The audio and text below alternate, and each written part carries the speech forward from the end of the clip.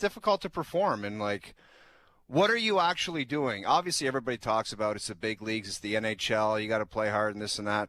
But you're wondering what you're doing out there. You're just getting pumped every night. It's a miserable feeling. I had a couple experiences like that where it's like, you got to be a pro, like I just mentioned, but you're like, let's get this over with, man. Yeah. Like, let's get it over with. Well, and I don't think that's the mentality in Ottawa, but it's ugly in Ottawa. And if you lose to Vancouver tonight, it is going to be a catastrophe. Like, there's just no explaining it. Vancouver got pumped by Montreal last night, right? They got pumped by the Leafs on Saturday. Ottawa's been sitting around for a couple of days. So Noodles is there covering that. Mike Johnson's coming up later this hour in Utah. The Leafs are in Utah tonight after the statement of the season last night. What a hockey game that was, man. I had to give you a retweet on that one. What a game. Statement by the Maple Leafs. And, man, are those Colorado Avalanche, like, do they buzz or what, yes, dude? They do. They motor. Like, and those uniforms are so elite. The Quebec Nordique old school unis, they might be the GOAT uniform. It might be the GOAT uniform. How do you even go away from that? Like, is there anything, would you have any feelings toward the idea of them just saying, that's our jersey? I don't know. I mean, obviously people in Quebec wouldn't have a vote on that. You know, people in Denver and in Colorado and throughout the league, they don't care. Who cares what they think? Exactly. They're they not don't there care anymore. No, they don't care. Exactly. And technically they have ownership over it. I guess they've established the Avalanche and they have their own look. Yeah. And I guess it's somewhat sleek. And they've been around a long time. It's been 30 years. Yeah. But those Nordique, the fact that the Nordique uniforms, the Whaler logo, like the fact that those are just gone and buried is so unfortunate. But you're right. Like Colorado, they come as advertised. And that's what I think was great about that Leaf win last night is the Avs showed up to play. Yeah. Like they were playing. It was a great hockey game. Tons of chances both ways. I thought both teams were ready to play. Like it was a big boy game. It was as if you knew the Leafs had it circled, but Colorado did too. Colorado, I think they took, as they should, a lot of pride in the fact that they had won 17 in a row at home. The fact that they had lost a couple of times to Atlantic Division teams, and the whole league, I think, is looking at it saying, what's going on in this Atlantic Division? Again, last night, Montreal, Tampa, Detroit, Toronto all win. Florida, everyone in the Atlantic is winning. And Colorado, when they lose, it's two teams in the Atlantic. They just did it to Florida and Tampa. But, you know, McKinnon, 3 points. McCarr's buzzing around. That Natchez is really good, man. Dude, that little spin cycle move he put on McCabe is insane-o. Yeah. Him and McKinnon, like, and McCarr, like, when you get those guys buzzing, the button hooks and the stop and turns, like, that is so difficult because you're going to check and you know a spin move's coming, but you just don't, you're trying to time it. And it's almost like McDavid. It doesn't matter. Like, watch this. You're trying to contain, and then it's just he's gone. Yeah. Like, you have no shot. You're trying to contain. You're wondering when that move's coming, and when it does, it's just so fast. Like, that's sick, man. The puck handling. Those guys get on the ice. It's ridiculous. I love watching the game played like that. But I will say this. I don't think, as good as they are, it's a slam dunk they're going to win the Stanley Cup. Because there's two things. Can they stop cycles in their own zone against a big, heavy team? Maybe a Florida Panthers. I don't know who it's going to be. I don't even – you know what's sad? I can't even pick 5 teams that I would say have a heavy cycle in the league right now. Oh, exactly. Can you name 5? I can't. Probably I not. Can't. Probably not. So there's that. Can they stop cycles enough? Like maybe Dallas is a team that's kind of a heavy forechecking team. And can they get saves? I don't know who that guy was last night in the net, but he's not going to be their guy. Yeah, but Trent's not playing. No, the other 2 guys, can they stand up? Because if you look at that Dallas series that Colorado had last year, they needed some saves, and they didn't get them. No, it's definitely not a foregone conclusion. Look at Boston a few years ago. They were in the same heater. They lost in the first round to Florida. Was there ever a year where you thought there's no way in hell that they're going to lose the Stanley? I thought the Boston Bruins were going to – obviously, they were going to have some difficulties and some good series, but no one was going to take them down. No, and it didn't seem likely. In the first round. Now, in hindsight, they got unlucky because of the team they ended up. They faced Florida, and the Panthers were just starting to roll. Dude, I don't care. I hear you, but I don't care who they were facing. I get it, and I agree with you. And they were up 3-1 in the series, and Marchand had a breakaway in Game 5 to close it. Like, it was over. Remember, he had a breakaway with 7 seconds left in regulation. Yeah. And they lost. And I think Reinhardt scored in overtime or Verhaeghe, and the rest is history. I'm just saying, eventually, now you look back, you're like, actually, they didn't just lose to some donkey 8 seed. They lost to the Panthers, who were just about to explode into dynasty mode. But you're right, Colorado, because they're not big and tough. Their goaltending, we'll see. But the 3-pack of McKinnon, Natchez, and Makar, when those three are on the ice, it's the most dynamic 3-pack of 3-player combination in the league. Like, doesn't mean McDavid, Bouchard, Draisaitl isn't dynamic. It just doesn't move in the same way. But what I thought was impressive about the Leafs last night is they didn't look slow to me. Like, as fast as Colorado looked, the Leafs didn't look slow. And that's a big change. And they're crisp. Like, they look sharp to me. Like, how many times did we say the first 20 games, they can't make a 10-foot pass? No. And how many times, right from the last dress rehearsal, I remember MJ on the show, and he's like, I'll tell you guys what, I don't know what the hell happened, but, man, did they look slow. Mm-hmm. And they were slow for the first 30 games of the season. But you just mentioned the most important word in playing fast, and it's crispness. Yes. Puck moves faster than body. And when you're on your toes and you're on your game and everything's dialed in and people are in position, everything moves smoothly through the neutral zone, out of your own zone, and everybody's dialed in. And you look fast. And they did. Yes. Where as opposed to 25 games ago, it was a clown show out there, and everyone was like, these guys can't skate, they can't move out there, the defense is old, what the hell's going on here? And it's like the whole thing went up in smoke, and everyone was like, how did this happen? A team that took Florida to 7 games, and all of a sudden they can't move out there? It's not possible. Yeah, exactly, and it's completely flipped.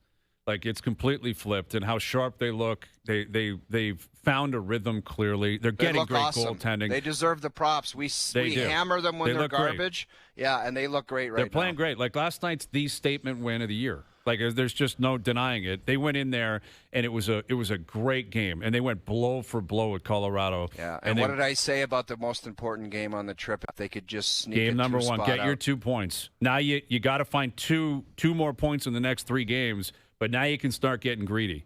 If you can find a way to steal a point tonight, you reset, you get a couple, through Vegas, through Winnipeg. Now all of a sudden you're coming home. Because, again, Montreal, Tampa, Detroit, Florida, they all won last night. I think Ottawa will win tonight. Like, it's just this division's going to keep going. You're probably going to need 100 points to get into the playoffs. But now they've rectified things. And I will say from my own experience, and I was talking to Cause about this last hour, like the viewing experience has flipped upside down. And I credit them for that because when a team's struggling like they were the first 20 games, you get into this micro versus macro, viewing experience where it turns into the big picture. We're talking about what Keith Pelley might do. Is Treliving going to survive? Is it the right coach? Do they have enough prospects? What do they do with their pick that could be in Boston? Now it's micro, man. I can't wait for every game.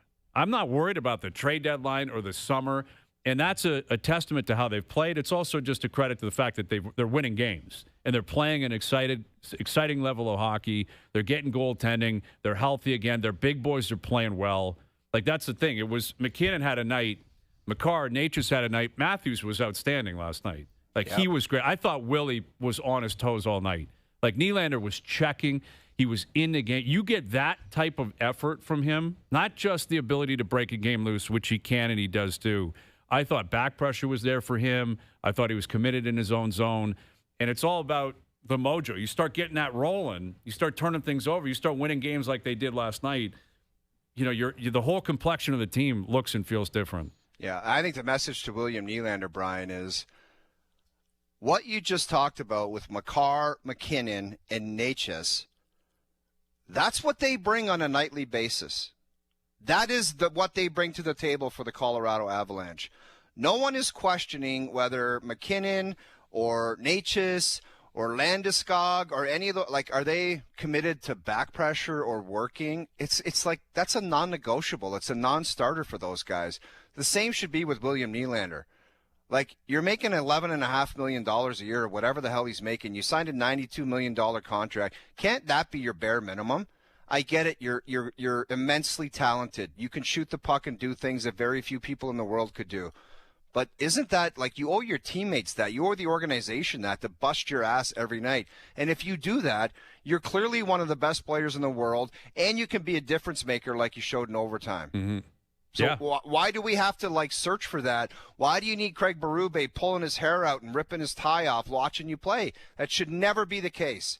But we're talking 10 years in, so well, exactly, and we'll see. Well, you're right, but that's exactly what it is. Like Nylander's, you look at Natchez, they're very similar players, like very similar players to the jersey. Like everything kind of looks the same. Right-handed skill. I think William Nylander is a better player than Marty I would agree with you. I would agree. But if Natchez plays his best stuff at 90% of the time, and William Nylander's only 65 or 70. Who would you rather have on your team? Well, the answer is very obvious. The guy that's doing 90. Yeah. And if Willie, again, plays like that, there's just a lot of positives that have come out of it. I got to give our boy Ernie Michelli is really playing well. Like Big Ern Michelli has an attitude of you didn't play me for 15 games. I'm not going to come in and dump and chase. I'm not going to come in and I'm just going to play.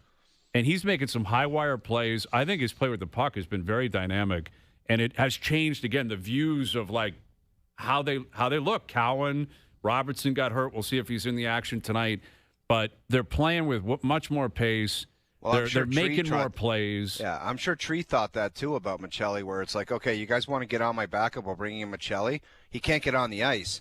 And quite frankly, he didn't deserve to get on the ice. He was terrible like the rest of them. He was. Yeah. But now he's playing a lot better. Like a lot better. They all deserve their flowers. Mm-hmm.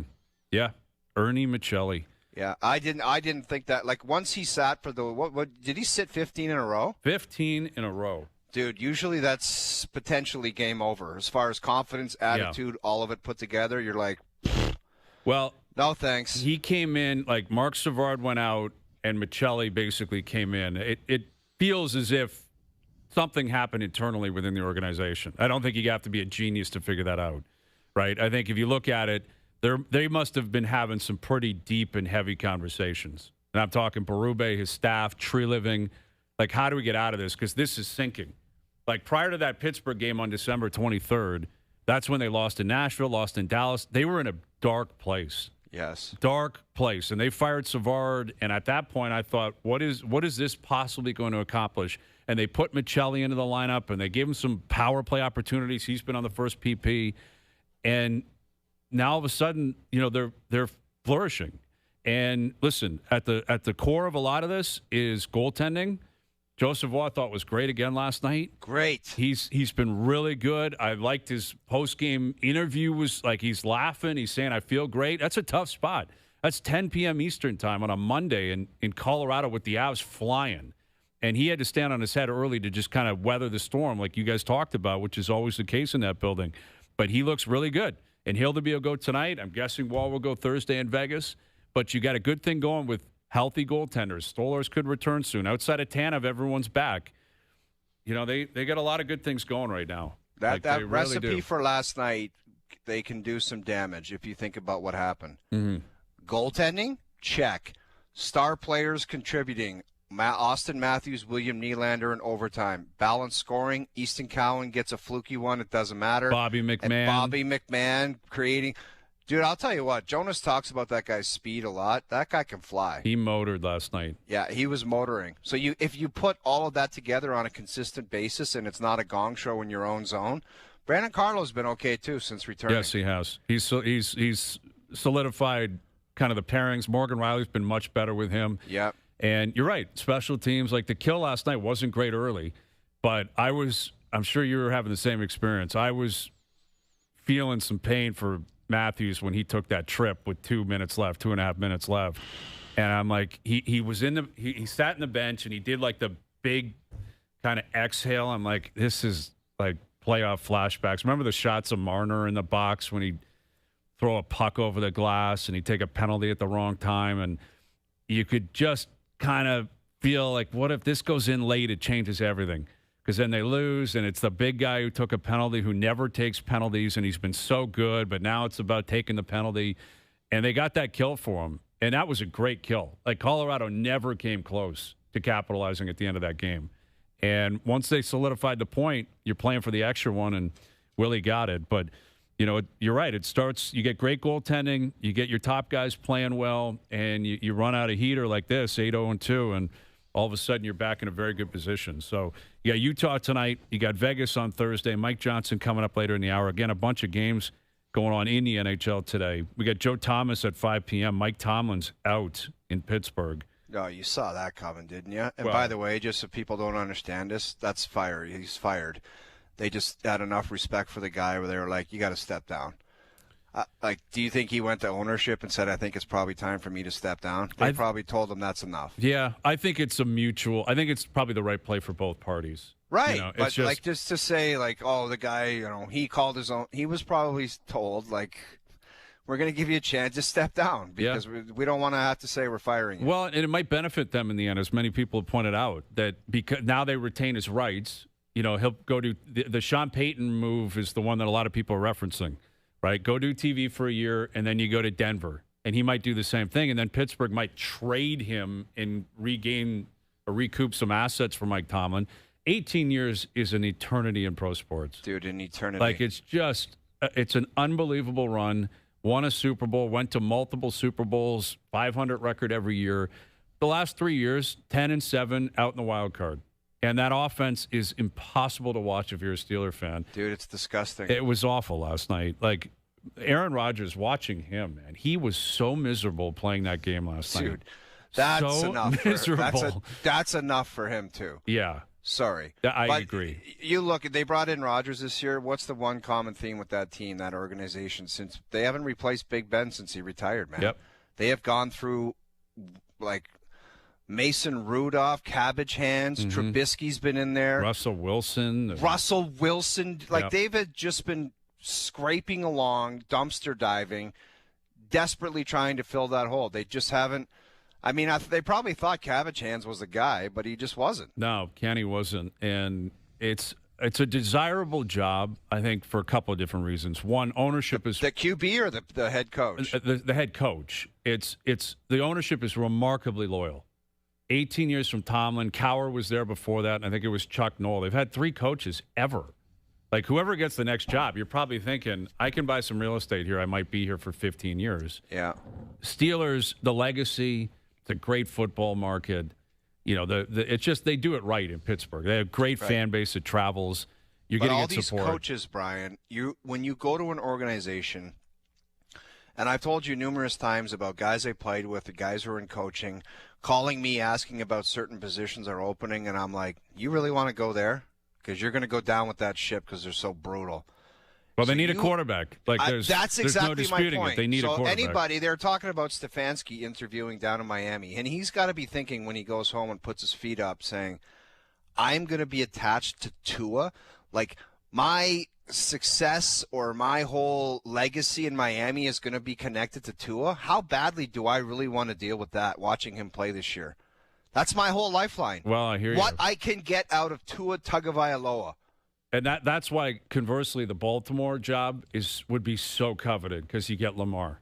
You're exactly you right. walk in with Lamar Jackson still in his prime, and yes, he's got a lot to prove. Like Josh Allen, like others, he still hasn't won. But he is so dynamic. He's so talented. Yeah. And it's what's people interviewing about the Cleveland job with Shedeur Sanders and the other guy? Yeah. Dylan Gabriel and Deshaun Watson. What is a coach going to be telling ownership in meetings or a GM I can get what out of that? No, You're getting nothing out of that. That's the problem. Exactly. There's a lot of these jobs where if the quarterback isn't set, you're just starting 50 meters behind the race. 100 meters behind the race in a 100-meter dash because you got to have success quickly. So there's very few jobs here where you've got the quarterback already in place. And, Pittsburgh's not the case because Rodgers isn't coming back. Even if he does, he's 42. So there's no future there. Dude, he ain't coming back. I don't think he's coming back. If you couldn't tell by looking at his face, right. That's a dead giveaway. Aikman kept saying it. He's like, I think this is probably it. You don't think he's told Troy Aikman, in a meeting? He probably tipped him off and said, hey, Troy, just so you know, I'm done. And someone pointed this out on Twitter, if that kicker, Tyler Loop, hit that kick last week, Pittsburgh Rodgers and Tomlin, they could be on a beach somewhere, and yet they he misses the kick, and they got to prepare for a week, and they just get crushed by Houston. Like, I think they'd probably prefer to have just lost. Like, let Baltimore deal with that, so we're out. Like, we got to stick around an extra week and prepare and get pumped and embarrassed at home. And yeah, there's people fixated with football. Who gets to go to Cancun? They always post pictures of the usual suspects are here in Cancun. Always. And there's Trevor Lawrence and the whole gang down there, too. It's so funny. They're all, exactly. You know who's going down. You know exactly who's going down. But big one for Houston last night. That defense is electric, and now they've got New England. And C.J. Stroud was terrible. But dude, that defense is Ravens 2000 defense. They look phenomenal. They look phenomenal. And New England's defense is great. Did they score two defensive TDs? Because that's Stroud. We texted about that. Man. He was half a Timu last night. Yeah, he struggled. Like when it was 7-6 and he was throwing picks and fumbles. I'm like, what is happening with this guy? Yeah. And yet he wins. You know, he wins. That's his third playoff win, I believe, in his career, his young career. But that's a big one for HBO last night, too. Basically, you and me. Al's brother is, I guess, back on Canadian soil. He's on land, and he's a part of the mix, that guy. Yeah, we'll see. We'll catch up with Al's brother later in the week. But as it currently stands after the wild card weekend, Luke, Noodleson versus HBO, they're up 4-2. They're up 4-2. So we're right where we want them, and we're all set as we move into the next weekend. All right, Mike Johnson coming up from Utah ahead of the game tonight. Joe Thomas will join us, confirm or deny. Really cool story with a really cool scene with Kyle Lowry returning last night and the crowd's reaction. Kyle's play. He was out there for a minute just jacking shots. How many threes did he take? He took three. He took three. He went 0 for 3. It was hilarious. I loved it because he's just like, hey, he's barely played this year. He has 6 points, I think, total on the whole season. Yeah, I think he's aware that he ain't playing either. I think Kyle's hitting the sim. I think his clubs are hitting the road when they're in the southern U.S. And I think he's probably got the best gig in the world. He's making like 3.5. He never plays. Look at this guy come out last night. Kyle Lowry is living his best life. Like, it was hilarious. And even his teammates, like, get him out there. It was like, anyway. He was probably like, if this wasn't in Toronto, there was no way in hell I'm going out there. No that chance. Guy was probably so hungover. Well, exactly. He's probably out at his favorite joint the night before. Probably for lunch he went somewhere. Well, dude, you think about it. This is his goodbye tour. He's probably – I never did this myself, but you got to be saying to yourself, there's 30 spots that I got to hit for the last time. Mm-hmm. Yep. You know? Like, I'm going to go to these places. I'm like, when you're on vacation, you're not going to say, I'm going to go to Philly and go to that little dive bar. Like, you got to hit the circuit one last time and be like, this is the end of the line, man. Big time, especially Toronto. Like, this is where he made his chops in Toronto. Like, he's got access in Toronto unlike anywhere else he's going to go. Yeah. So that was a cool scene, though, last night. All right, MJ coming up. Joe Thomas, confirm or deny in an hour. OverDrive continues. TSN 1050 and on TSN 4.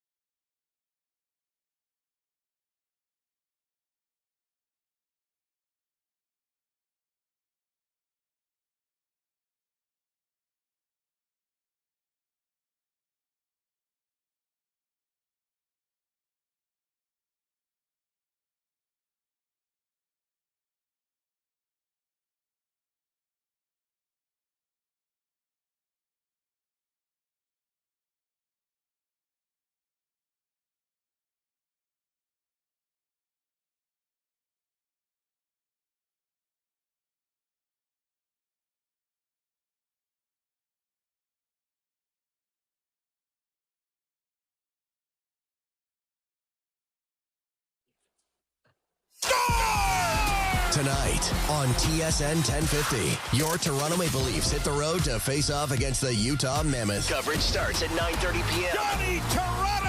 Hear it all on TSN 1050. The Leafs live here. Now, back to OverDrive with Hayes, Noodles, and the O-Dog.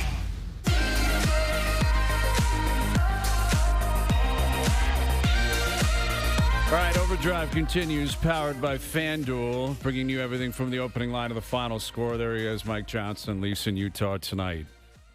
How are we doing, Johnny?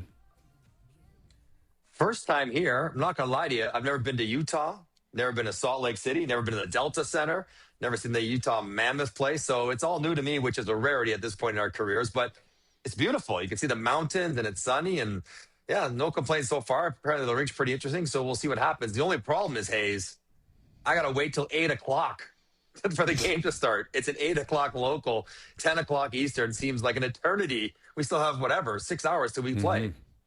So, Johnny, those golfers that left Arizona, could they tee it today or no? It's probably like 7, 8 degrees, so you could because it's still in sunny so in the sunshine it's nice.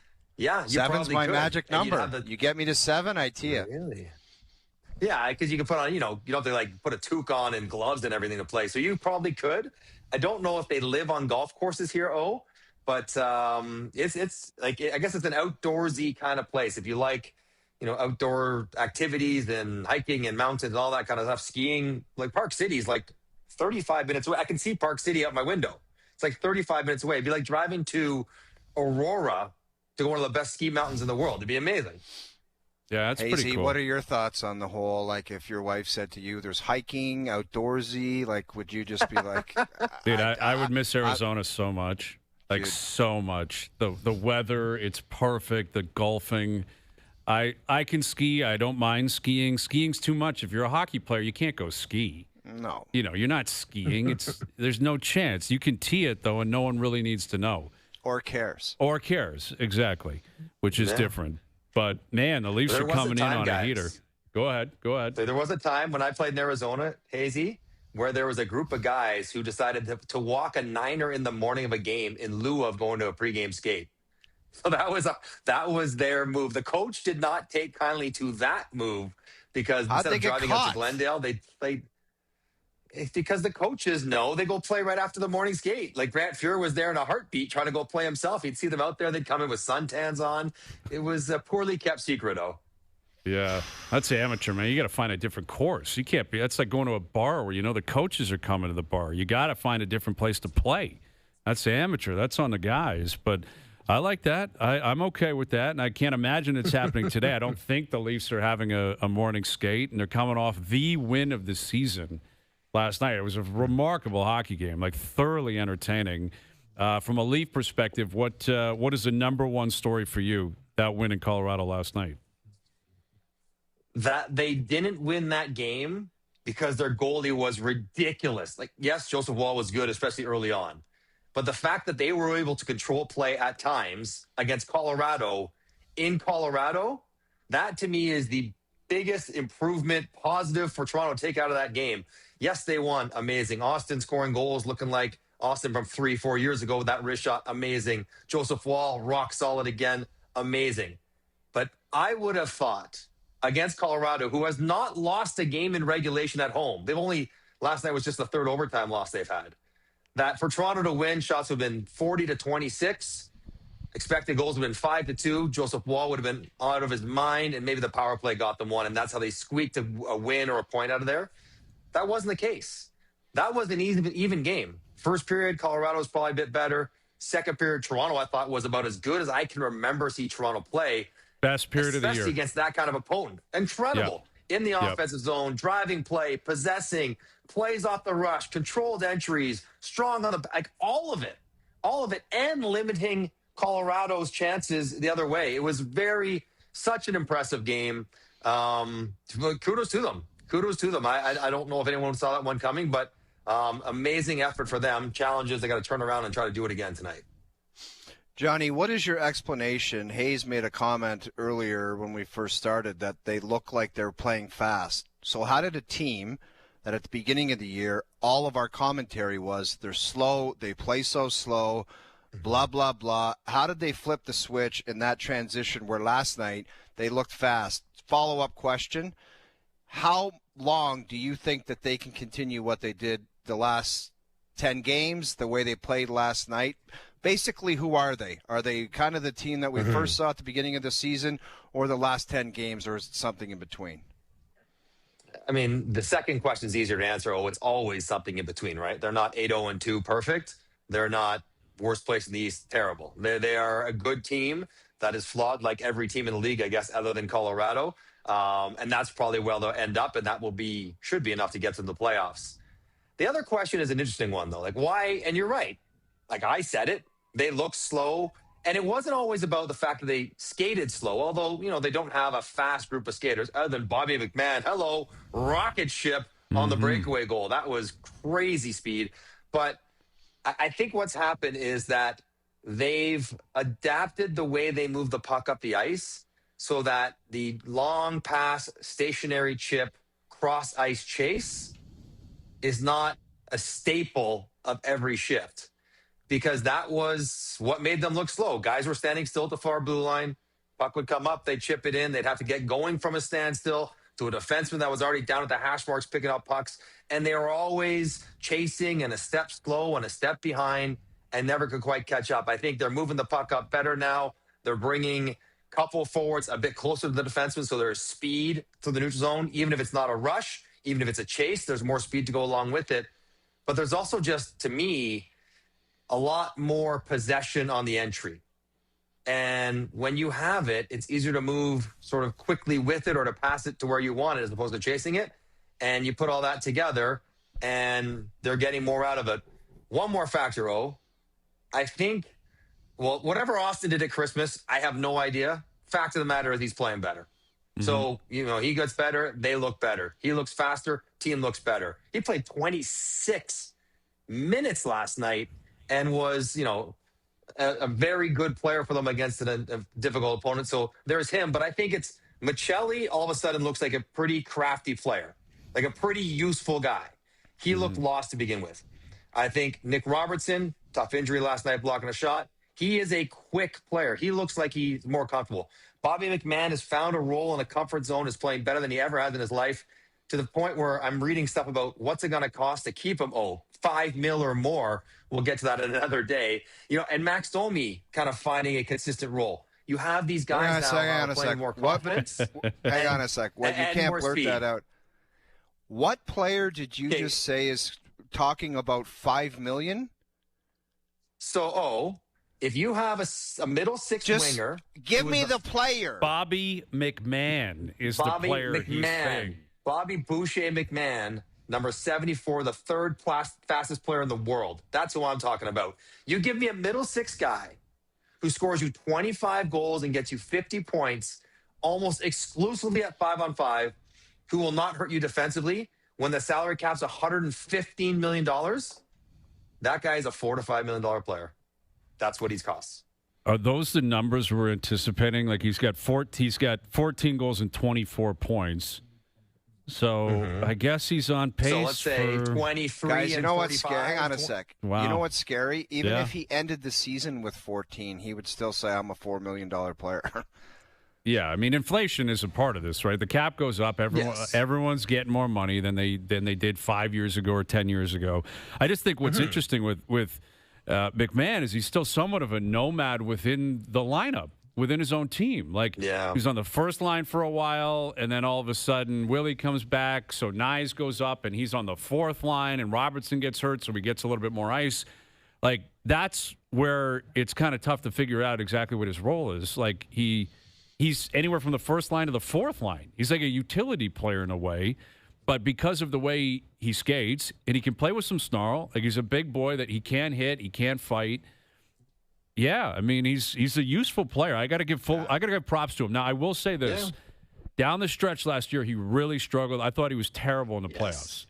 Terrible in the playoffs. So he's got to complete it. I'm as guilty as anyone else of getting out in front of the projection game. If he doesn't finish it, he fades, or they get into the playoffs and he performs poorly again, we might have to recalibrate. But as of right now, Bobby McMahon is playing as well as you could expect him to play.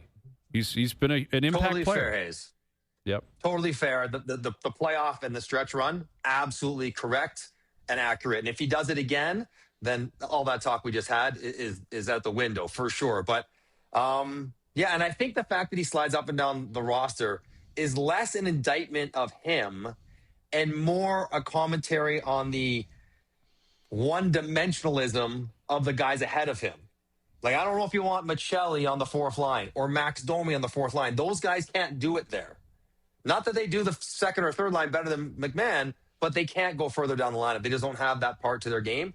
He can do that and offer something different. So I think that is almost a testament to his versatility, or maybe, the limitations of some of the guys that can't go down the lineup. But I just saying, like, he's been really, really good. He leads the team in penalty minutes.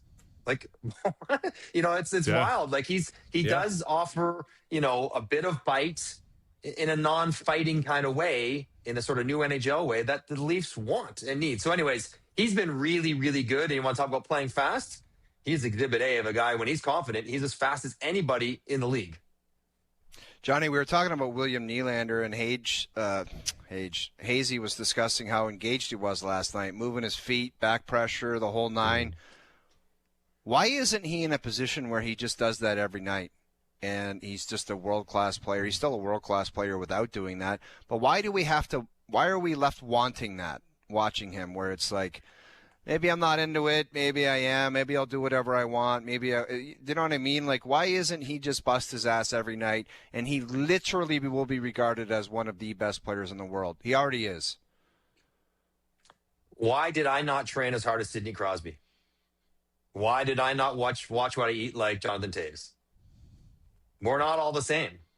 We're not all wired the same. It'd be great if everyone was wired like Sidney Crosby. Oh, you were not? I was not, right? It's just the way it is. You were an amazing all-star caliber player the way you were. Could you have run 5% more out of your game and your prep and your training? Maybe. I don't know. I know I certainly could have, but I didn't. I played with Alex Kovalev, the ultimate enigma. He was an all-star, amazing player as he was. And yes, he left you wanting more. I was on the ice with him wanting more at times, but he was also really good as is, and he was comfortable being that guy. And maybe for Willie, who's not maybe quite as mercurial as Kovalev might be at times, Willie might be 3 good ones and 1 less than great one, but he might be a guy who's just sort of wired to be okay. Like that's just who he is. And while it would be great if you were to say, you battled your butt off every single second of every single shift, he's not wired that way, and I don't think he ever will be. And a lot of players in the NHL aren't, including a lot of really good Stanley Cup winning players are not wired that way.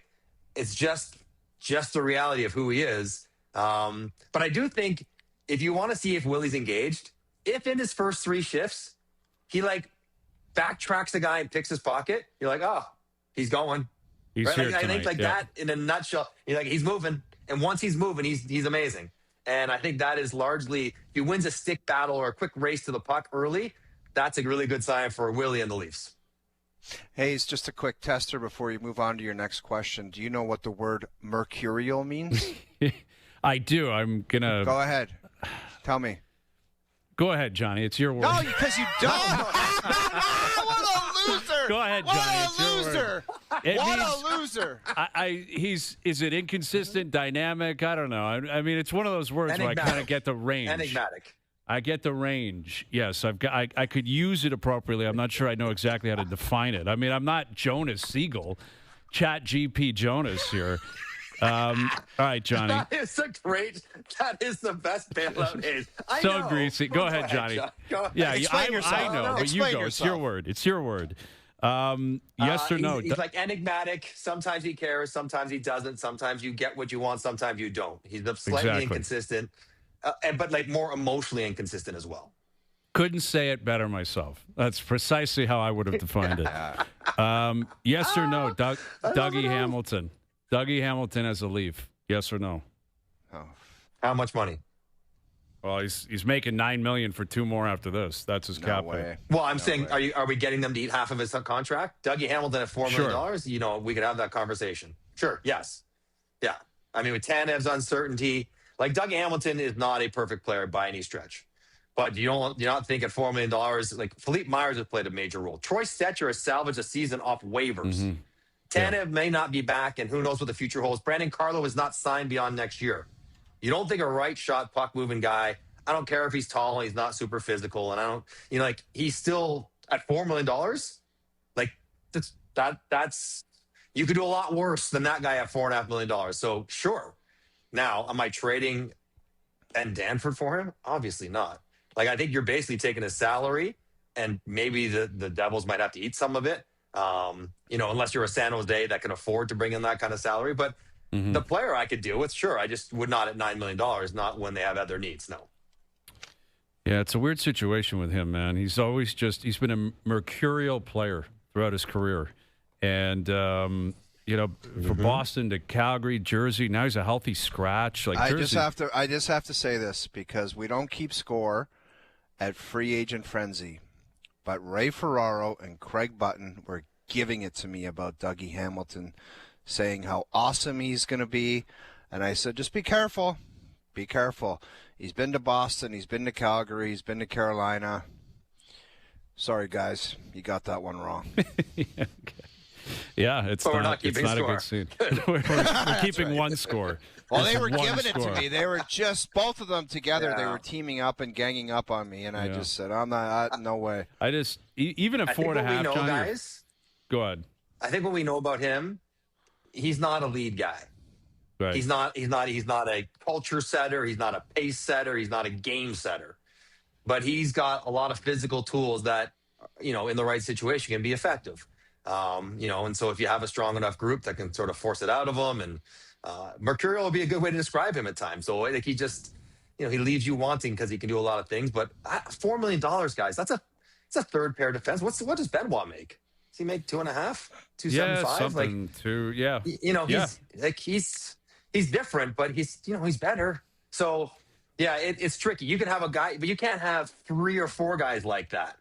And maybe with Morgan Riley around, maybe maybe there might be some stuff with too many defense with holes in their games. But I'm just thinking with Tanev injury history, with Carlo's contract uncertainty, Ben Danford won't be ready next year.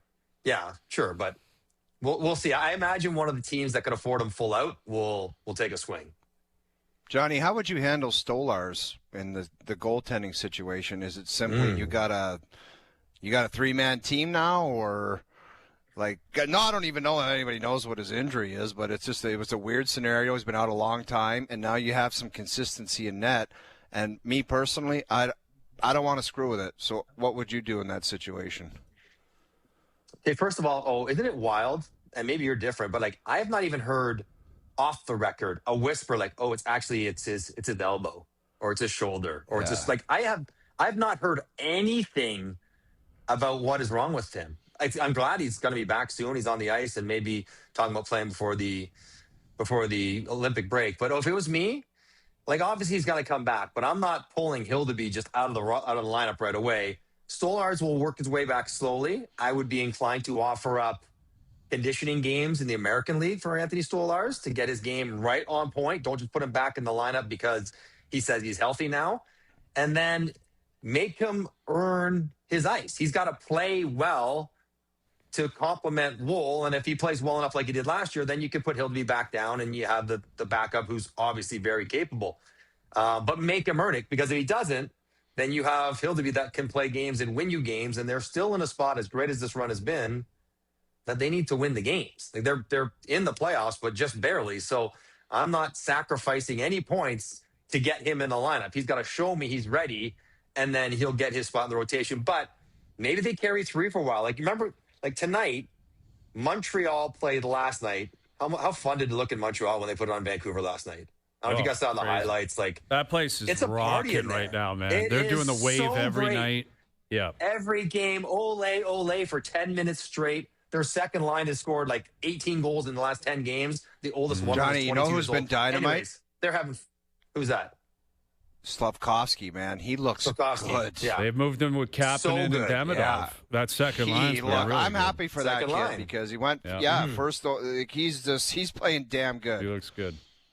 Yeah, he's grown in ways I wasn't sure. Like his mind has expanded. He sees the game better. He makes better plays. But anyways, we're getting distracted. But what they did, they have 3 goalies, right? With Fowler up, they sent Montembeault to Washington, where they play tonight, yesterday. They're going like starting pitcher in the playoffs rotation. They're sending their extra goalie on back-to-backs to the next city so he gets a full night rest and totally prepared. So maybe I'm thinking about Toronto. If you have 3 and you have back-to-backs coming up in different cities, you send Stolars off to Philadelphia. He sits there, gets a full night's sleep, and he plays the next game. Or Woll or Hildeby or whoever. That is one of the luxuries you could have if you carried 3. I like that idea. All right, Johnny, enjoy the scenery out there. Sounds beautiful in Utah. We'll catch you on the telecast tonight. All right, boys. Have a good afternoon. There he is, Mike Johnson, in Utah for the game tonight on TSN, TSN Radio. We got the game, Vegas, TSN. I'm going to be on the panel with you on Thursday night. Be a fun night. That's the plan. Marner, Leafs. I can't wait to hear your thoughts and views. Is it me, you, and Dregs? I believe so. Yeah, I believe so. So, yeah, we'll see. We'll see what comes out of tonight, and that's a big one on Thursday. All right, so we got our best bet still to come. Joe Thomas coming up. Mike Tomlin out in Pittsburgh. Where do they go next? What happens with Aaron Rodgers? We're down to 8 teams now in the NFL playoffs. Who's the favorite? We'll catch up with Joe. OverDrive continues. TSN 1050 and on the TSN app.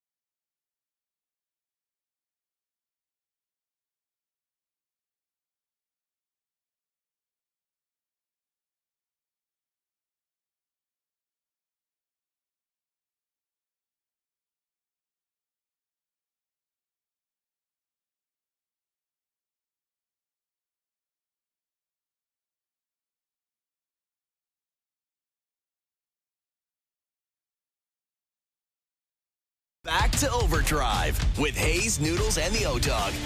Everybody get your roll on.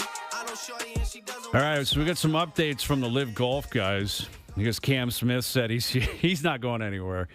But Bryson and Rahm did a little interview, and Bryson gave the typical, I'm under contract for 2026. And Rahm said, I'm planning on being here. I don't, how can you trust any of these guys? I know. Like, of course they're going to say that. They could flip tomorrow and be like, oh, well, yeah, I lied to you yesterday.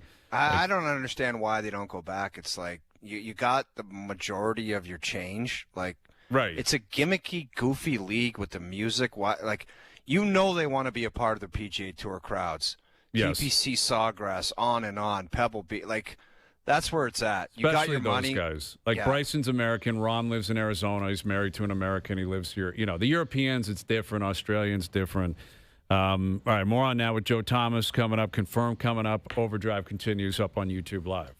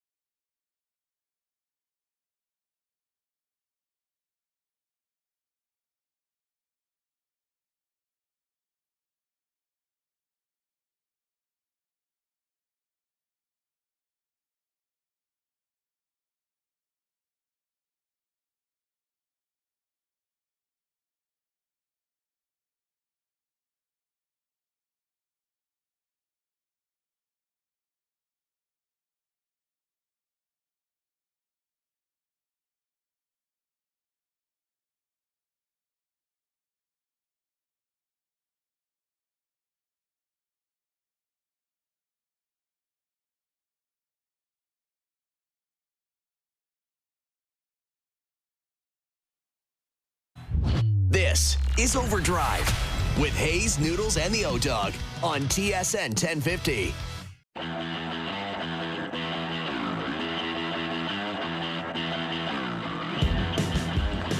I'm curious, Hazy B, with you being on the panel for the Marner game in Vegas, do you have an early lean, or are you going to save it for the panel on your thoughts on the Marner tenure in Toronto? Well, I got a lot of leans in terms of... I don't want you to kind of give too much away, but do you think it's going to be positive energy, Hazy B, or damn you, Marner, Hazy B? When he's in Toronto, I lean towards negative. Really? But yes. Why is that surprising to you? You think it'll be positive? I don't lean negative on. You think he's going to get a standing ovation, and they're going to show the video and a tribute, and he's going to do the wave and tears in his eyes? You think that's coming? I do not know. All I do as an analyst is watch them play, and I watched every shift, and he's one of the best players the franchise ever had. Yeah, sure. There's Absolutely. stuff that went on behind closed doors that I have no idea about. They gave him, when you get a no-trade clause, it's your right to exercise it and say, don't even ask me about that. I have a no-trade clause. So I don't get into they asked him to waive. He didn't do it. Could he have done it? Yes, but it's not his obligation. You gave it to him. So, well, that's true. That's on management. Right? It was poorly negotiated. It was poorly handled. Well, sure, you're right. Absolutely one of the best players. Who's one of the greatest Islanders of all time? John Tavares. What happened when he went back? Were they like, hey, thanks so much. Outside of Trottier and Bossy and Pod fans, it's you, John. No, I gotta give you full props. Like, it doesn't matter how great you were. It's about the exit. It's about the way it went out. It's the way he handled it. I don't know. People are conflicted on him. It's unfortunate it got to that point. It's unfortunate that the story couldn't be written differently. Honestly, I think if they won a few Game 7s, 1 or 2 Game 7s, it would be totally different. Obviously, the contract negotiation was crazy. The fact that it felt like when he left that he was planning on leaving and going to Vegas for a long time, that didn't help. But I will say this. I think the fact that he left the conference and is about as far out of sight and out of mind as you can get, probably benefits him. Because, not many people in Toronto are focused on Vegas. Not a lot of people are, see him play because he's on the West Coast. Where if he was centerman now. Yeah, he's playing up the middle of the ice. Like, they've tested him out multiple times up the middle of the ice, which is pretty incredible. That's a conversation I'm sure a lot of Leaf fans wanted to have. I know they did. But if he left and went to Montreal, or something like that, or was playing for a New York team, I think it would be different. I think the fact that he's in Vegas, it'll be more muted, and it's Toronto. The fans just that building doesn't react the way the average building would. So, do you think it's in the Toronto fans to give Mitch Marner a John Tavares type welcome back? No, I don't. You don't think that's in the Toronto fan DNA? I will say that they have the Leafs. Leafs are different. They did it for Vince. They did it for Tracy McGrady. Like when Tracy McGrady came back for the first time, when Vince Carter came back, it was vicious. It was just as bad, if not worse, than the Tavares back to the Islanders. It was crazy. The buildup, how much vitriol was in that building. Mitch doesn't deserve, in my opinion, the same treatment as those two guys. I guess I say that because he was here longer and he left as a free agent. Now, T-Mac did too. McGrady left as a free agent. But the way it opted out, the way he left, how Where good did T-Mac sign in Houston? He went to Orlando. First, and then he went to Houston? And then eventually he was in Houston. And he kind of jumped around. But he was in Orlando. Vince was a totally different situation because he wanted out in the trade. That made it much more complicated, much more scathing. And Vince was the man. Marner was never the man here. Matthews has always been the man, and Mitch was kind of his sidekick. So do sidekicks get the same level? Like, that's the thing. Tavares was the man. Tavares was the first overall pick. He was the captain. He was the guy. Marner wasn't. So I'm not sure the level of reaction would reach the same height. But I'm very curious. Like, I'm looking forward to it. I'm going to go down. It's next Friday. He's in town. It's kind of wild that they play Thursday Vegas, Friday, Vegas at home, and that's it. Like over the course of 8 days, you're going to see him twice, and then that'll be that. But, Vegas is a good team, and I don't know. I'd be curious to just get an honest answer out of him, something you're never going to get on the record, because he was never comfortable with the media. I don't know if he's any better or more comfortable in Vegas. I wouldn't be surprised if he was. Different spotlight, different market. Different focus, different fan base, different history, different role on the team, right? That's Eichel's team. It's Stone's team. It's Theodore's team. But do you think there's any percentage of him that regrets it? Like if you had to place a percentage, Jerry's percentage on Mitch Marner wishing he actually just stayed, what would you put that number at? I don't know if regret's the right term, but I guarantee, like, playing for the Toronto Maple Leafs when you're a Toronto kid and you're one of the best players in the world, I know he talked about the fans with the outrageous behavior, throwing stuff on his lawn and all that stuff and getting security, but I don't know if there's a better thing for a kid in Canada. When you're a fan of the Leafs, you love the Leafs, and you play for the Leafs and you're a star player, I think he might miss it once in a while. But being a Toronto Maple Leaf is as good as it gets. It's as good as it gets. The way people treat you in the city, obviously it can go sideways if it's a mess. And I don't know. I just think it's the best gig in pro sports for a Canadian kid, a Toronto kid. So I don't know if there's regret involved. I would say to a certain extent he might miss it. Yeah. You might miss – it's an ego boost when you go out and everyone's like, hey, man, I don't know. You're not getting asked for any – as much as athletes say, and Joe can chime in on it, they say it bothers them when people bug them in public.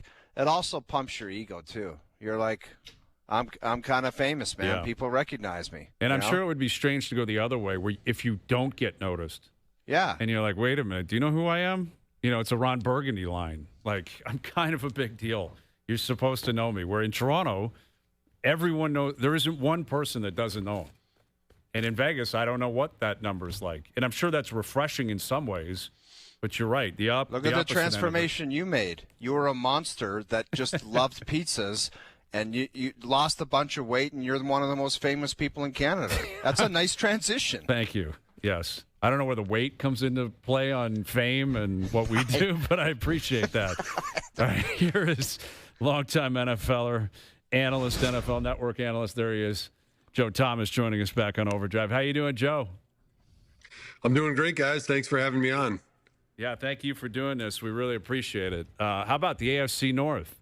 Only Cincinnati has a coach that's coming back. I mean, can you imagine this? Tomlin's out. Stefanski's out. Harbaugh's out. Like, what do you make of the division that you called home for so long? It's crazy. This is kind of what I called at the end of the season when I was doing some Browns radio, because I just was reading the tea leaves. It's interesting, football is so fickle, and fans of professional teams, they always want what they don't have. And you don't realize what you have till it's gone. And I was feeling that the Steelers are getting tired of Tomlin, even though he's had such great success there throughout the years. Same thing with Harbaugh. That was a little bit more surprising, but obviously happened sooner. And even in Cleveland, Kevin Stefanski, 2-time coach of the year, and they get rid of him because they're looking for somebody new. And it's funny, as soon as those guys hits the market, every other team that's looking for a coach wants that guy that they don't have. Joe, do you think they went to Tomlin and said, we're basically firing you, but we're giving you the opportunity to just go to the press and say you're stepping down? Or do you truly believe it was his decision? I do think it was his decision. I think he was tired of being underappreciated in Pittsburgh. He's done nothing but great things there. Sure, they haven't had as many championships as they've wanted, but he's given them sustained success.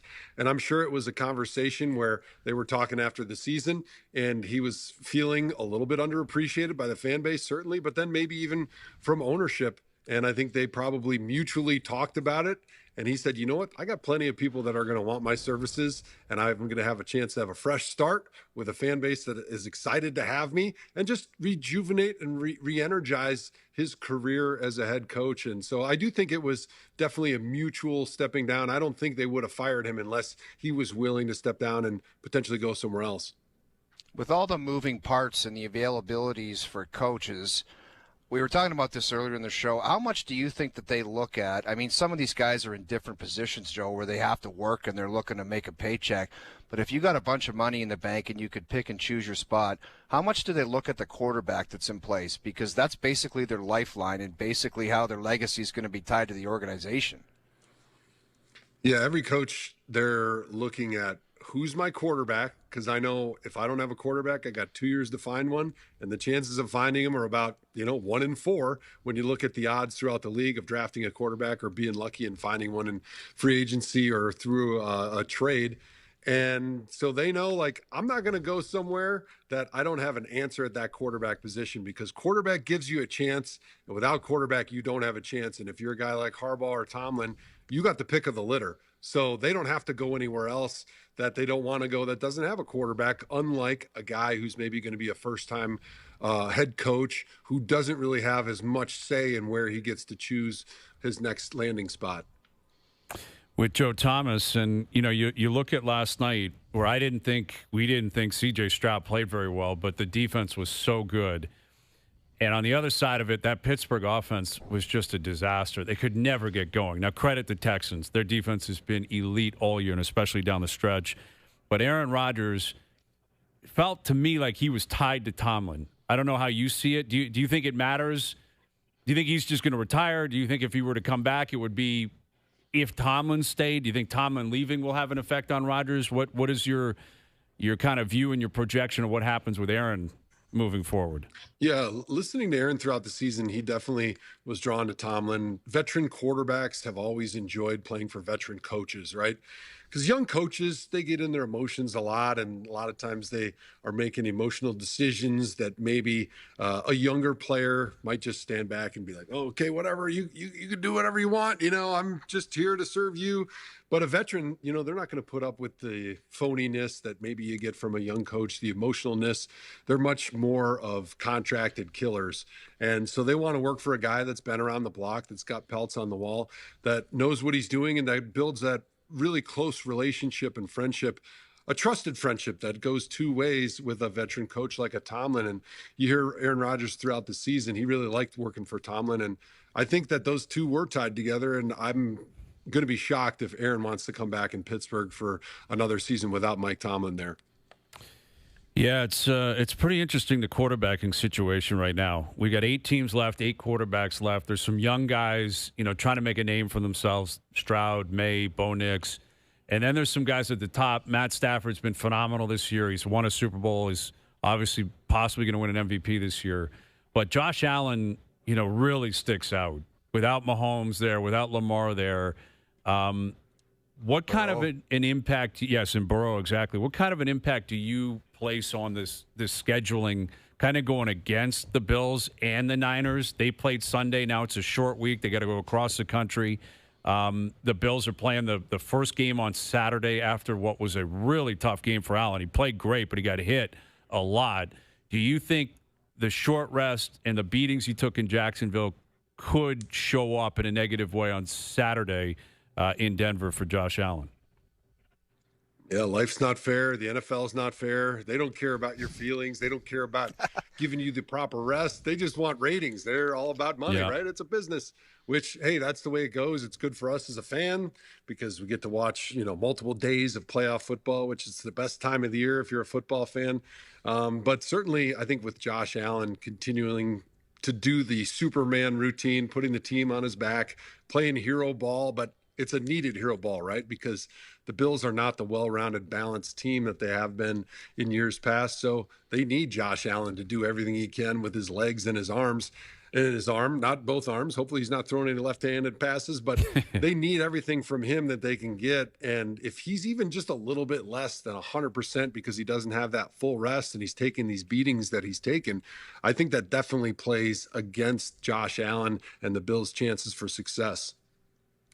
You think that there's enough there for Josh, like around him, like to relying on him to be Superman every night? Obviously, Mahomes has done it for a lot of years, but do you think that that's a reasonable expectation that he himself can basically lead the charge and get this thing done all the way to the finish line?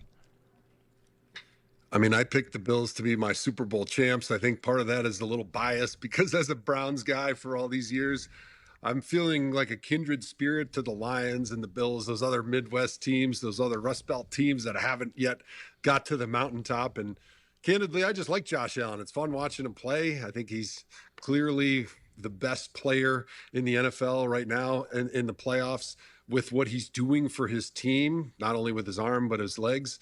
And I think he can hold this up for the rest of the playoffs. Honestly, I think he is that special type of talent, that special mentality that he can go into that dark room and just say, hey, I'm putting it on me. I don't care what my body feels like. I don't care about the situation. I'm an athlete. I'm a killer mentality, championship caliber quarterback, and I'm going to do whatever it takes to get this win. And so that's why I believe in him. And even though the cards are stacked against him, even though he seems to be losing all the guys around him that are important for that success, offense and defense, and they don't have the team that they've had in previous years, I think he's got more confidence this year than he ever has because he is the best version of himself right now. And he's already been one of the greats of all time in the playoffs of being able to put that team on his back. And he doesn't have to worry about Patrick Mahomes this year. Right. That's it. Like he's got in the AFC, it's Bo Nix and then either Drake May or C.J. Stroud. Like that's who he's playing the next two games. Which not that those guys can't play, but it sets up pretty well for Josh Allen, doesn't it?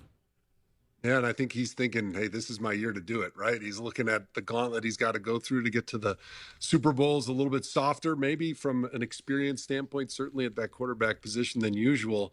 So I think that even gives him a little notch up in motivation, knowing that it's not murderer's row with Patrick Mahomes and the other quarterbacks that he usually has to face going through the AFC, because the playoffs to me is always about who's that quarterback that I trust the most, that's got the most experience, because I know in those big moments, even though some of these young guys like a Drake May have had great seasons, they're going to make mistakes because the stakes are so much higher.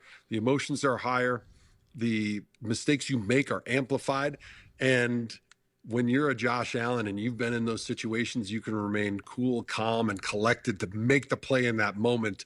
It gives your team great confidence knowing that they got that guy.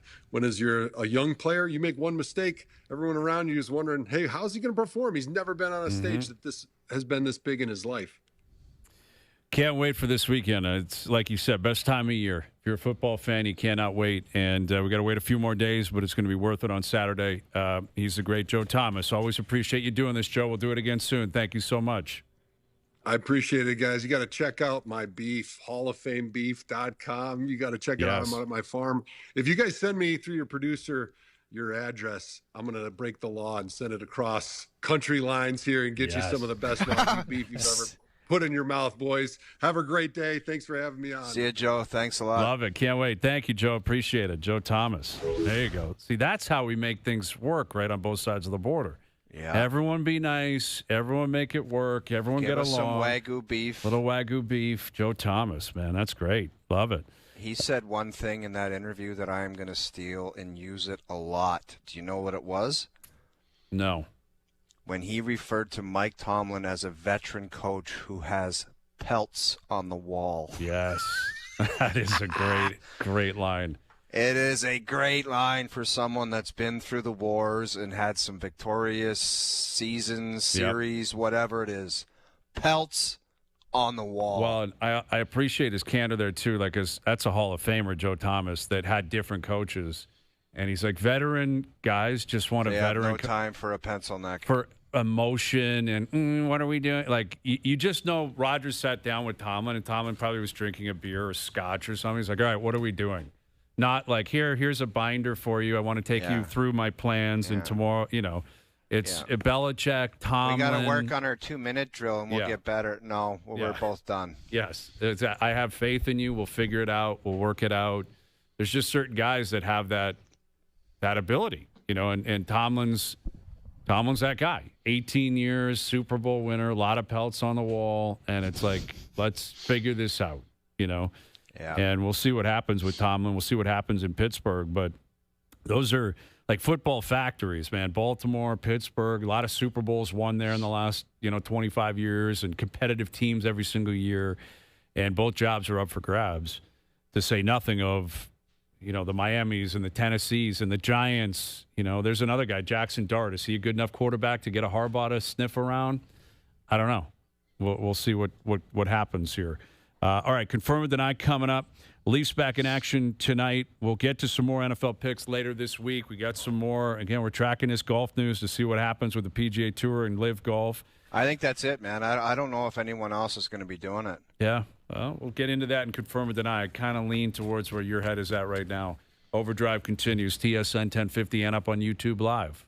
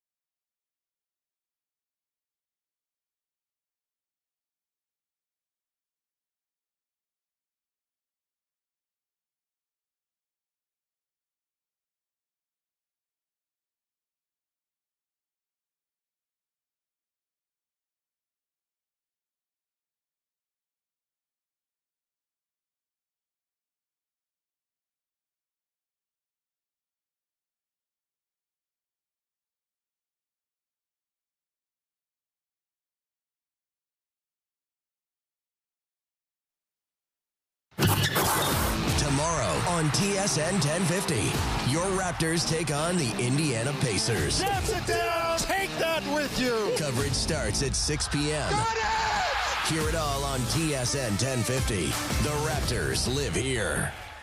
Now, Back to Overdrive with Hayes, Noodles, and the O-Dog.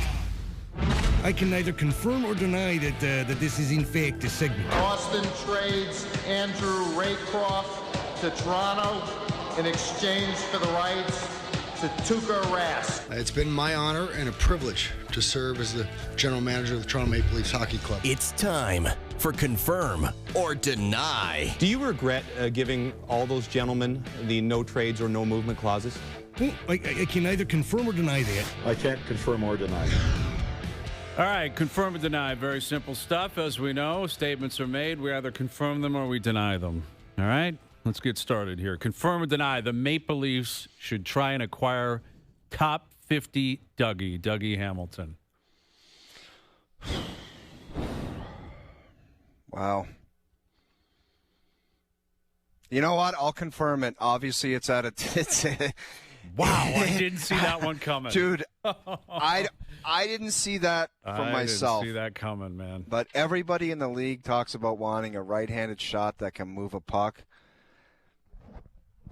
Maybe he can help out back there. I don't know. Maybe top 50 Dougie into Toronto, bringing him home. I don't know. There's been parts of his game I have not liked over the years. His skill is undeniable. The way he can shoot the puck, run a power play. But let's be real. There's other stuff that's not jiving. Mm-hmm.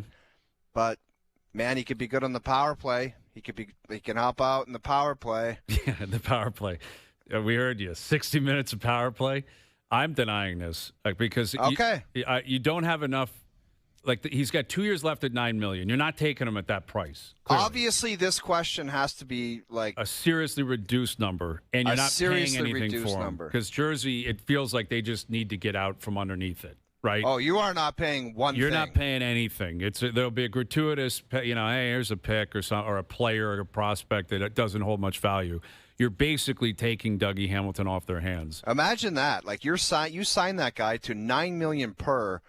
And the only way you can get rid of him years later is if you chew on half of it. Right. And that's what, again, scares me, the position he's in.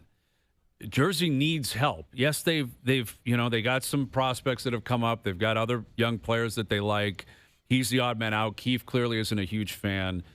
He's not overly physical. We know, we've seen Dougie Hamilton. We know what he is. It's intriguing, but, that's your only play. We had the same conversation with acquiring Erik Karlsson a couple of years ago. Karlsson's hurt now. That's going to be a big hit for Pitt. But the thing was, it's if you go and get that guy, you can't flip him again. It's you're committed. You're in. To the rest of his tenure. Yes. The rest of his deal, he's staying here. Yes. There's no flipping again. There's no, it didn't work. And I just think at that price, even reduced for a couple of years, I don't know, man. That's the play. That's the ticket. It'd be a gamble. It'd be more of a gamble than people are suggesting. Because the argument is, you're kind of just getting him for nothing. It's not for nothing. It still is going to cost you something, and he's got to play. And he's not a young guy, and he hasn't won anything in his career. And so I just don't know what you're leaning on with Dougie Hamilton as the guy that, yes, he moves the puck. And Tanev, I don't know if he's going to play this year or what. We don't know what's going on with Tanev, so they're going to have room for a right shot defenseman and some space. The way Tanev sounds, it doesn't sound like he's playing hockey again this year. Yeah, I think you got to mentally prepare for him not returning. Yeah, I think that's fair. And certainly not anytime soon. Not to have an impact on the regular season, right? If somehow it was a return, it feels like the end of the year maybe. But he's not factoring into the next 30 games of the season. So, there's only so many options out there, but I would wait to play the cards a little bit later on. I'd play it differently. All right, confirmed tonight. Joseph Woll has played himself into number one starter status. 130% confirm this. I mean, they've both kind of taken their turns at disappearing for different reasons. But the bottom line is this guy pulled him out of the ditch in conjunction with the other guy. Mm-hmm. So he was the main guy. And everyone for a couple of years has been saying, is this guy a true number one goaltender? We know talent-wise he is. And he sure as hell can't play 70 games or even 60 games or anything close to that. But when he gets in that net, and if he has a solid backup that can log a lot, like he can be damn good. Mm-hmm. And I think he's established himself right now. I think it's always kind of been a toss-up between him and Stolarz, and now you got Hildeby in the mix. But I think he's the number one guy right now, and you'd be crazy to treat it any differently. Yeah, he is right now. I mean, I would deny it based on, the conventional definition of a true number one. It's, 55, 60 games, reliable all the time. He isn't that yet. And I don't know if he ever will be. You're always kind of wincing and like, is he going to be okay? He's mercurial. He's mercurial, and especially based on the injury list. Is it going to, like, was it Nichushkin who clipped him in overtime and he went down? I'm like, oh, man, here it comes. Like, is he hurt? That's the nightmare. You're always going to live with that guy. Yes. Every time he goes down, you have to ask yourself, is he going to get back up? Yes, and that's the concern, and that's why I'm reluctant to say, yes, true number one. But, we were talking about the MVP of the season and where Hildeby fits in. Wall's number one on my list. Like, I went through it yesterday and last night, and I get there's some recency bias, but they've only played 44 games. The way Stolarz was playing, it was not good. And the season was going down the drain, and he got hurt, and Wall came back and has been really good.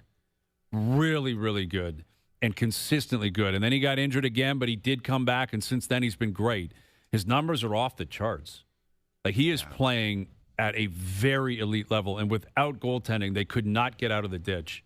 No. He's been so good, so valuable. It's crazy that Stolarz, that his play dipped as soon as those nonsensical comments came out of his mouth. I know. It's too bad, man.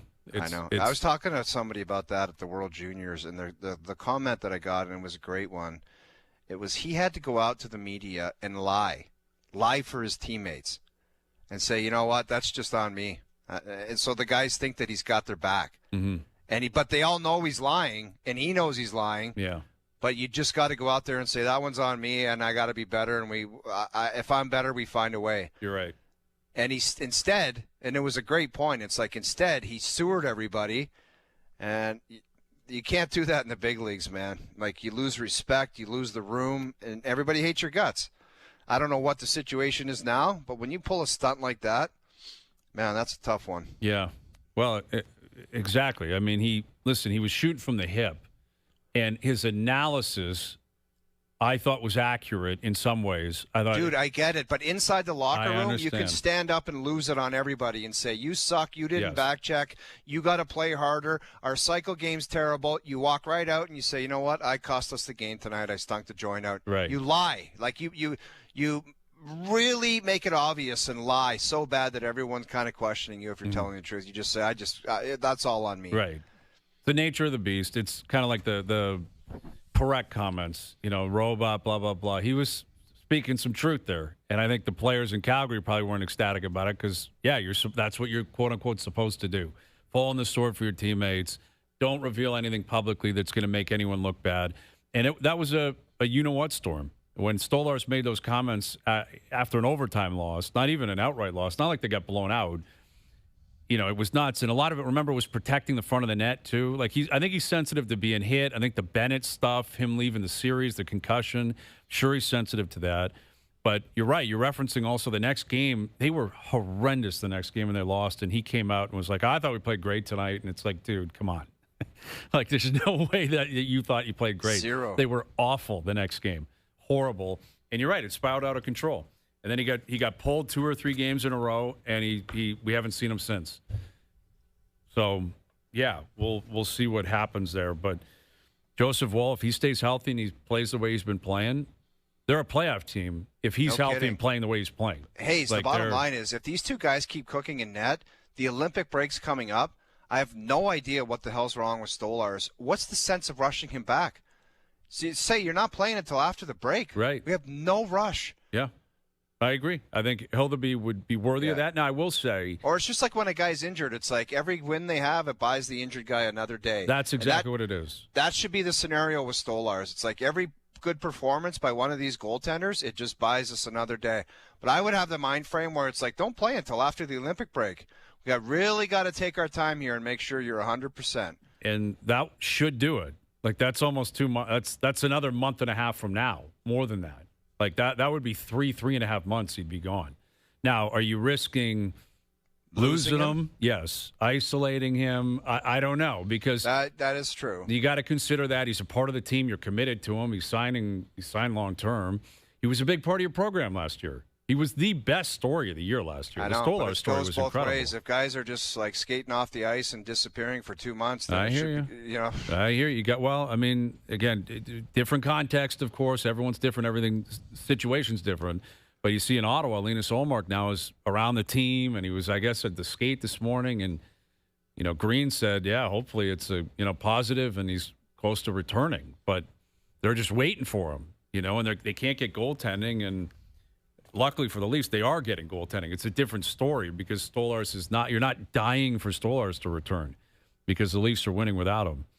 All right, confirm or deny at least one more live golfer will jump to the PGA Tour before the February 2nd deadline. No, zero can deny it. I think they're just like, good for you, Brooks Koepka, but I'm not doing it. Yeah. I don't know. I'm going to deny it as well. But, like, Cam Smith is not surprising. We talked about it yesterday. Dude, if Bryson or Rahm leaves, that league folds. Probably true. Like, they're still acquiring guys. Ben On just went over there. I guess he's got a new team. They have guys. Turning on their TV to watch Benny On. I understand that. He's not moving the needle. The league, Bryson is the face of Live. Like, that's the face of Live. And John Rahm would be kind of beside him. And I guess Phil, Mickelson, I don't even know if Mickelson still plays. Dude, or what. He's 55 years old. I know. Mickelson, I don't know what his role in all this is. He was the original catalyst of it all, and the kind of, he disturbed everything, and he was the spokesman, et cetera, the face of it originally. But Koepka's a different beast. Koepka he's always had this vibe to him, too cool for it. He's the only guy that went over there, never stopped wearing Nike gear. I never saw him in anything Live, ever. No, me neither. He never flipped. He never committed to, and you could tell he was like, I can't believe I'm over here. Dude, this he is just goofy. did it. Somebody chucked a number in front of him, and he said, I can't say no to this Exactly. cash. And now he's gotten the cash. His deal's up. They've let him out, I guess, for the last year. But, Smith's not coming. The question is Bryson and Rahm. Bryson's American. Now, Bryson may just not care enough. Bryson's got his YouTube stuff going. He's won 2 U.S. Opens. Dude, and he's got that league by the you-know-whats. Yes. Because he can just say to them, if I'm gone, this whole thing folds operation, so you got to give me $1 billion. Exactly. And he may be asking for that now. The leverage could all be in his court. He's got another year on his deal, which, again, is weird in golf that you have deals. It's not – you haven't earned it. You got a contract, so you're going to keep playing. And, John Rahm is a little bit different because he left later than those two guys. But I don't know. I'd love to see it. Like, just as a fan, the PGA Tour is back this week. They're in Hawaii. They're at the Farmers in a couple of weeks. Koepka being there, it'll be interesting. Like, I'm curious if he's going to play at the Canadian Open because he's got to play in 15 events. Like, that was also the ruling. If you're coming over, you're not just selectively playing here or there. He's got to play in 15 events. He's not automatic. He's not in the signature events unless he earns it, which I'm not sure he will based on his play. So he's going to be looking at the schedule, probably thinking, I got to play in events. And Canadian Open's a massive field, open field. Like Koepka up here, he's played the Open before.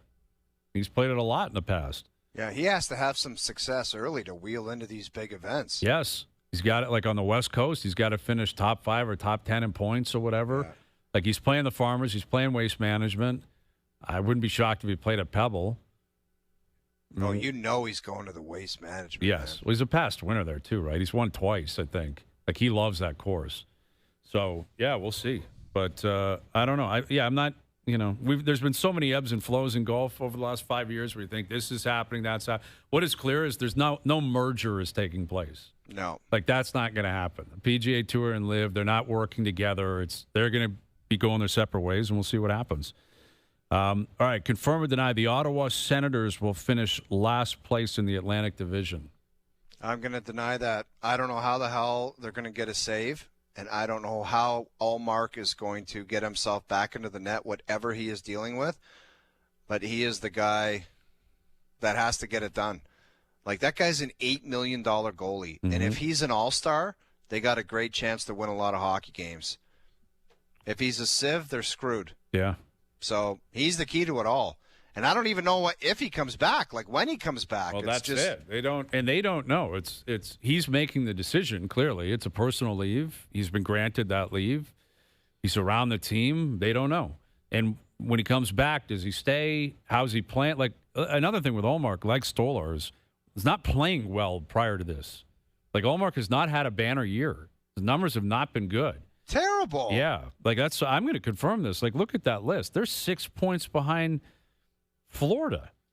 Like Florida, Boston keeps winning. To their credit, they're on a 3-win heat. I keep waiting for Boston to come back to earth a little bit. Me too. And they just haven't done it. They keep going. Buffalo obviously keeps going.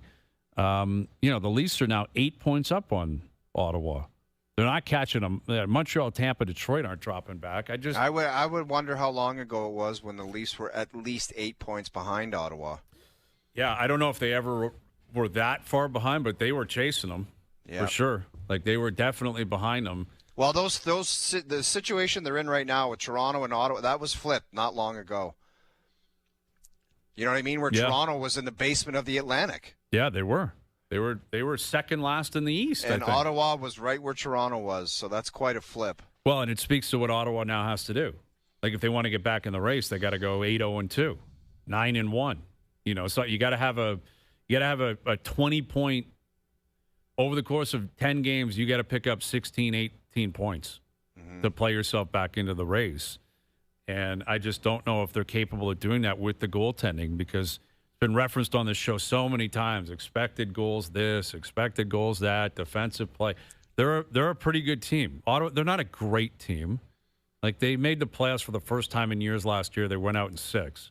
They're a good team. Yeah, they're better than this. They're a good team who can score enough and defends well enough that they should be way better than what they do. Yes. They have the worst goaltender metrics in the league. Yes, the goaltending's a mess. I can't even believe I just said the word metrics. But I love that word, and it's used appropriately. Their goaltending is killing them. Yes. Like there's no other way to put it. Their goaltending is killing them in Ottawa. It's a very acute issue. But when that Marilainen character goes in there, he's playing tonight. Like he's got to play. Like he's going to play, and he's got to play.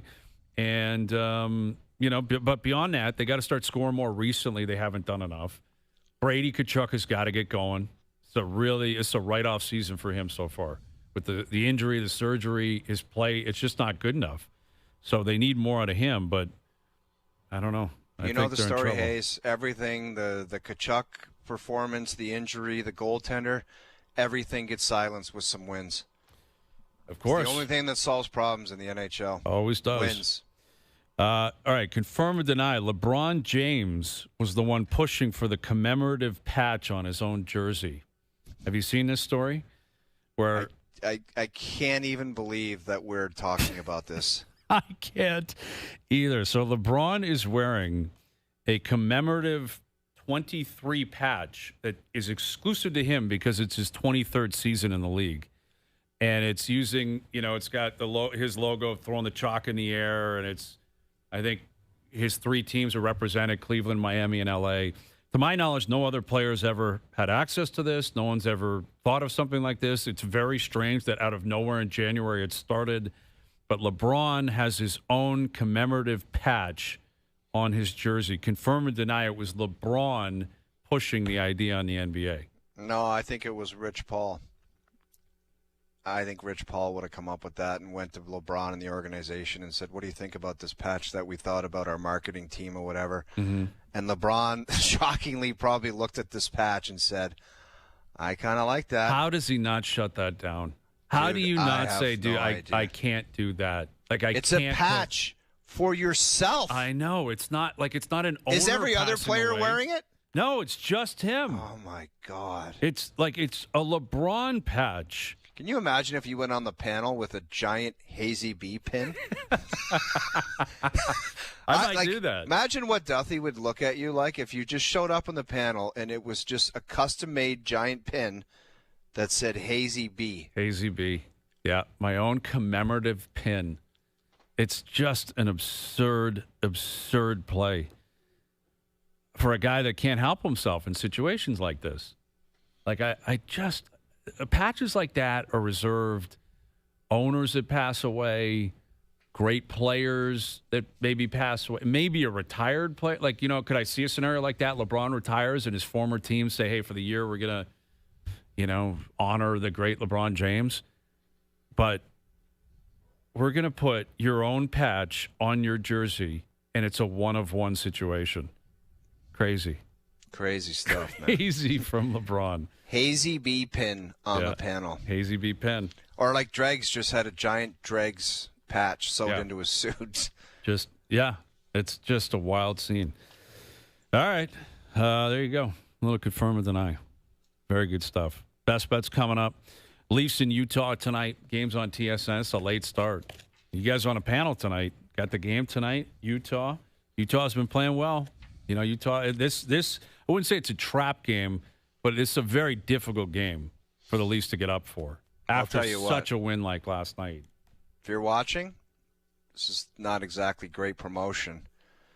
Don't expect a whole lot in the second intermission out of this cat.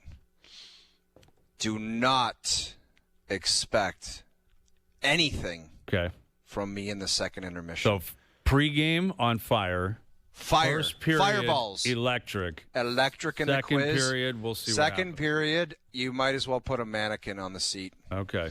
I'm getting some inside information here on the LeBron patch from a man that is very connected in the card community, the sports card community. He'll remain nameless. He said, pretty sure the LeBron patch is card related. They'll put them in high-end basketball card sets. And he's saying that is, in his opinion, a guarantee. Now, this man is very connected. Not naming names.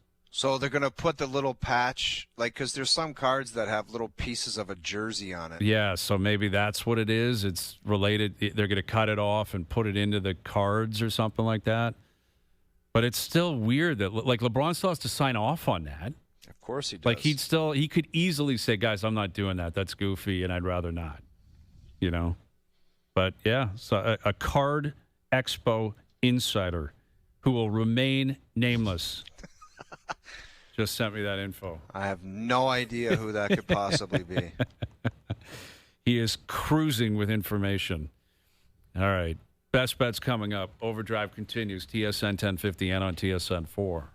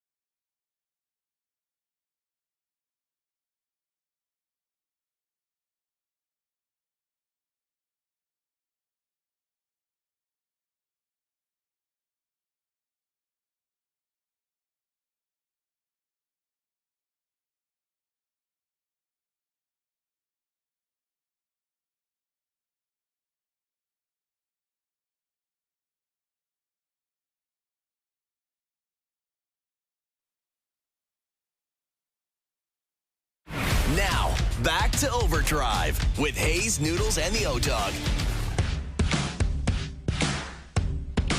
All right, Best Bets powered by FanDuel. Make your picks and assemble a same-game parlay in seconds on the FanDuel Sportsbook app. Sens on the puck line tonight by 2+. It's got to be a win. Vancouver's really struggling. I think Vancouver gets it done, or I think Ottawa gets it done big tonight. And Matias Michelli, Ernie Michelli, Big Ern Michelli, revenge game in Utah. He scores tonight. Plus Ernie 400. Michelli revenge game? Yes, Michelli revenge tonight. That parlay paying plus 940. Michelli to score, Ottawa on a puck line. And shout out to Matthias Clement, Ernie Clement. He's playing for Team USA at the World Baseball Classic. That's a big, man, this guy came out of nowhere, had a great season, unbelievable playoff. Now he's playing for the U.S. Ernie Clement, shout out. He's a stud, man. He's a well-known dude. He loves to tee it. He loves to play hockey. He knows how to get after it. Yeah, he does. Ernie looks like he'd be a good guy to hang out with. I think he'd be fun. Yes, he likes hanging out. Yes, he does. Ernie Clement. Yeah. You see the reports. The Mets are willing to offer Kyle Tucker like maybe $50 million a year on a short-term deal. I'll believe that when I see it, but that's the reporting that the Mets are pushing short-term, 2 or 3 year deal. Why would he ever do a short-term deal when he can just lock in for a gigantor amount of money? That's the question. And why is the Mets deal being thrown out there? You know, are they being Where'd they used? come from? I haven't heard the Mets yet. Well, it makes you wonder, are they being used now? Is that a message to the Blue Jays? Hey, we got this on the table.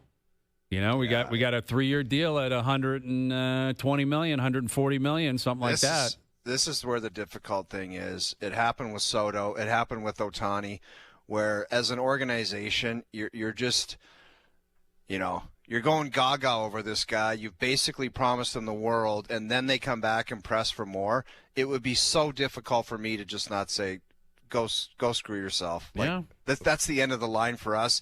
If you really want to keep doing this, you're not doing with our organization. We really want you. We've got a great team. We got a great chance. You want to do it or not with all this money and everything that goes along with it. This is it. Sorry.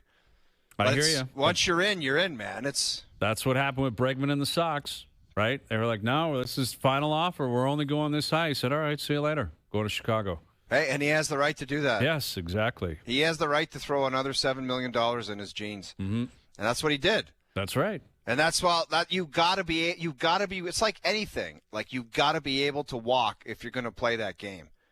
Because if you want to bluff and then you get stuck with nothing, you're in big time trouble. That's the question. Now the Blue Jays have done a lot this offseason. You know, I'd say heavy lifting. They brought in a lot of pieces. They feel good about their team. Even if they don't have Tucker, if they don't have Bichette, I think they're going to be very comfortable and they're going to feel like they should have a very good year. But one more bat does seem it's not mandatory, but it would definitely be helpful. I'm not going to lie to you, man. The guy I'd get is Bichette. I hear you. But now it's like he's tied to Philly, and apparently that meeting went great. Don't you think he's pissed off about this other stuff? Like it's I've been here. I've been in this organization for this long, and I got to wait this long for another guy? That's the game, though. That's business. You just said it, right? Like the team could be like, all right, that's enough. You know, it goes both ways. Bo might be. He's happy to talk to Philly. He's happy to talk to the Sox. He's got some leverage here too. So something's going to give here soon, man. Something I think in the next week or so, someone's signing. Tucker, Bichette, one of those two. Bellinger. All right, we're out of here. Leafs in action tonight. We look forward to that. Full breakdown tomorrow. Thanks to everyone behind the scenes for helping out. We appreciate it. Everyone for tuning in today. TV, radio, podcast, web, and, of course, up on YouTube Live. Every show up on TSN's YouTube channel. Enjoy your evenings. Enjoy the games tonight. We're back tomorrow at Hazy B Pin on Thursday night. 4 p.m. We'll chat then.